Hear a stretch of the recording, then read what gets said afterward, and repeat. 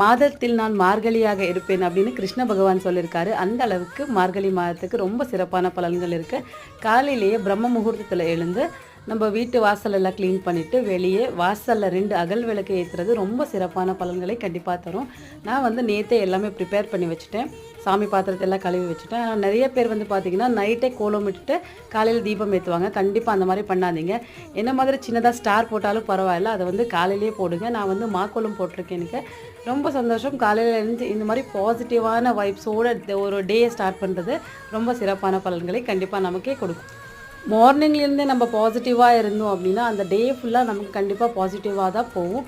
பிரம்ம முகூர்த்தம் விளக்கேற்றுறது ரொம்ப ரொம்ப சிறப்பான பலன்களை கண்டிப்பாக தரும். நான் நிறைய பதிவில் சொல்லியிருக்கேன். இந்த மாதிரிலாம் பார்க்கும்போது பார்த்திங்கன்னா வீட்டுக்கு யார் வெளியிலேருந்து உள்ளே வரும்போது பார்த்திங்கன்னா அவங்களோட எண்ணமாக இருந்தாலும் உள்ளே வரும்போது நல்லா பாசிட்டிவாக தான் வீட்டுக்குள்ளேயே வருவாங்க. ரொம்ப சிறப்பாக இருக்கும். எல்லாருமே மார்கழி மாதத்தில் இந்த மாதிரி தீபம் ஏற்றுங்க.